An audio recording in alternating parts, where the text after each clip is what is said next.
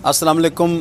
मैं अपने YouTube channel pace network के साथ नासिर जावेद।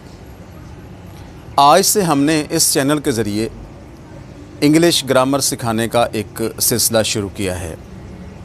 हमारा मकसद ये है कि उन स्टूडेंट्स के लिए जिनको इंग्लिश ग्रामर सीखने में मुश्किल पेश आती है, उनको आसान तरीके से इंग्लिश सिखाई जाए ताकि वो इंग्लिश के बेसिक रूल्स अच्छे तरीके से समझ सकें। लेकिन हमारा मकसद इसके अलावा कुछ और भी है कि हम चाहते हैं कि वो बेसिक इंग्लिश ग्रामर सीखने के अलावा एडवांस इंग्लिश ग्रामर भी सीखें। तो हमारा ये जो सीरीज़ हम शुरू कर रहे हैं, इसमें हम बेसिक से स्टार्ट करेंगे और फिर इसे एडवांस ग्रामर तक ले जाएंगे। आप सब इस चैनल को सब्सक्राइब कर लें ताकि ग्रामर के रिलेटेड आने वाली तमाम वीडियोस आप तक पहुंच सकें। तो आइए हम अपने आज के लेक्चर का आगाज़ करते हैं।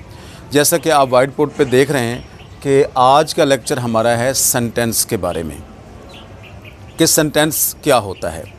आइए ज़रा इसकी डेफिनेशन देखते हैं, फिर उसका जायज़ा लेते हैं।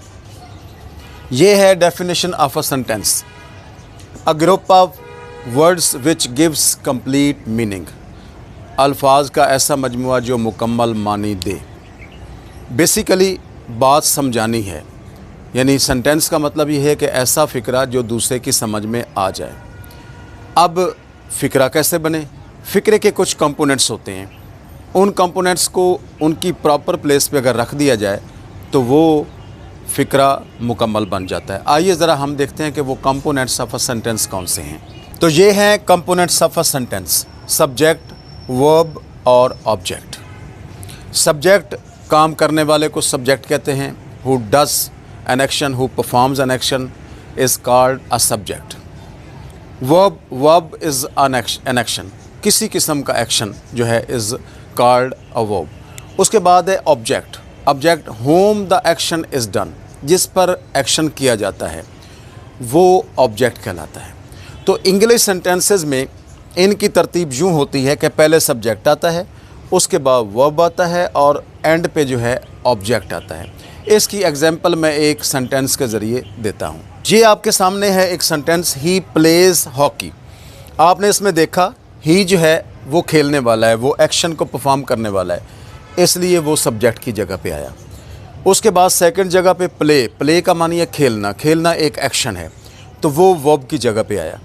और एंड पे है हॉकी, जिसको खेला जा रहा है, यानी एक्शन जिस पर परफॉर्म किया जा रहा है वो हॉकी है, तो हॉकी ऑब्जेक्ट के नीचे आई।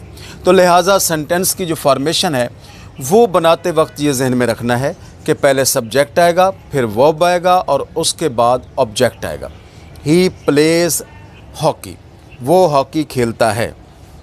एक और मैं सेंटेंस लिखता हूँ ताकि आपको समझ आ सके। She writes a letter. इसमें लिखने वाली कौन है? शी, वो सब्जेक्ट है। काम क्या हो रहा है? लिखा जा रहा है। वो राइट, वो वर्ब है।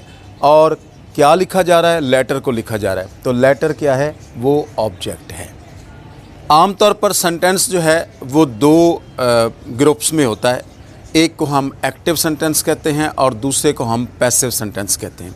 आइए ज़रा हम इन दोनों का जायज़ा लेते हैं।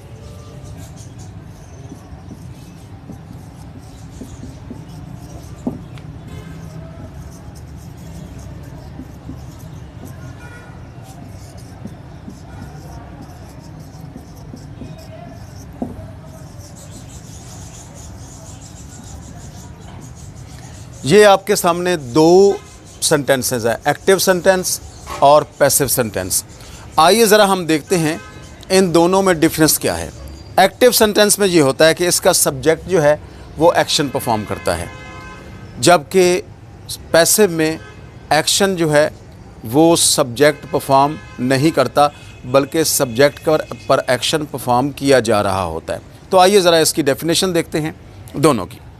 ये है active sentence: the subject perform the action on verb. Verb पर जो है सब्जेक्ट एक्शन परफॉर्म करता है।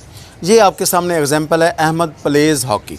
इसमें अहमद जो है वो परफॉर्म कर रहा है, यानी सब्जेक्ट चूँकि इसमें अहमद है, अहमद जो है वो एक्शन परफॉर्म कर रहा है। तो ये सेंटेंस जो है वो एक्टिव सेंटेंस होगा, यानी जिसमें सब्जेक्ट कोई काम करे उसको हम एक्टिव सेंटेंस कहते हैं।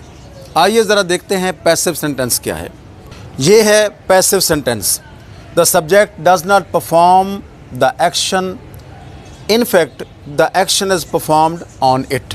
यानी इसमें सब्जेक्ट एक्शन परफॉर्म नहीं करता बल्कि सब्जेक्ट पर एक्शन परफॉर्म किया जाता है। देखिए ये एग्जांपल है, the cake was eaten by the dog. इसमें डॉग जो है एक्शन परफॉर्म नहीं कर रहा बल्कि डॉग पर एक्शन हो रहा है। तो लिहाजा एक्टिव सेंटेंस में एक्शन जो है वो वर्ब पर, सब्जेक्ट जो है वो वर्ब पर एक्शन परफॉर्म करता है, जबकि पैसिव में सब्जेक्ट वर्ब पर एक्शन परफॉर्म नहीं करता। तो ये हमारा लेक्चर नंबर 1 था जो आज हमने किया है, जिसमें मैंने आपको सेंटेंस की डेफिनेशन बताई है, उसकी फॉर्मेशन बताई है। नेक्स्ट लेक्चर में मैं आपको सेंटेंस की टाइप्स बताऊंगा।